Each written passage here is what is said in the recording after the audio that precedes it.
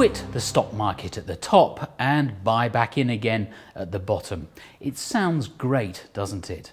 But while the temptation to try to time the market is considerable, the reality rarely lives up to the promise. Jeanette Rutherford is a professor of finance at the Open University Business School. If you think that markets are efficient, that means that share prices reflect everything you or I know about the share. All the information that we've got has already been priced in. So how would we know what's going to happen tomorrow? Because tomorrow we might have good news, the price will go up, or we might have bad news and the price will go down. But the whole point is it will be new news and we can't forecast it.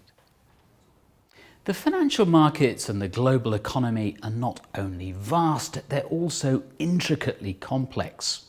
One of the problems, Professor Rutherford says, is that we instinctively want to make order out of chaos, but it's not a reasonable expectation. Because the human brain likes to find a pattern, a sense to things. Randomness doesn't suit us. We don't like to think that tomorrow what's going to happen to us is entirely random. We like to think we've got control over the world. So that's the problem. We think we can see patterns in past share prices. We think we can see movements going up. So we think if we buy here, if we bought here last time, we'd have made money. So why don't we do the same thing this time with the same picture and we'll be rich? But of course, that's a different environment and different things will happen and you won't make money. So all these things are biases in our behaviour which come from generations back of behaviour, and there's not much we can do about it. But the best thing to do is to just keep your portfolio long term, and on the whole you will do reasonably well. Behavioural experts have shown how the pain of losing money is generally greater than the pleasure we derived from making it.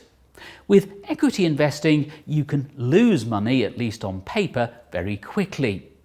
That's why many investors panic when markets fall. The key is to have a much more long-term focus. If you look at shares and bonds and cash over 15 or 20 years, it hardly ever happens that shares don't do best out of that, because over the long term, shares will give you a higher return because you're taking slightly more risk in the short-term volatility sense. The share price can go up and down. If you have to sell on a particular day, you might not make as much money as you expected. But in the long run, you will do very well with shares because on the whole, they earn a higher return. So if you're looking at 15 or 20 years, or even for your pension, it might be 40 or 50 years, then shares should be a part of your portfolio. This approach might sound simple, but it's often not so simple in practice. Having a financial advisor, or at least someone you can turn to for an objective opinion when you're not necessarily thinking straight, is extremely valuable.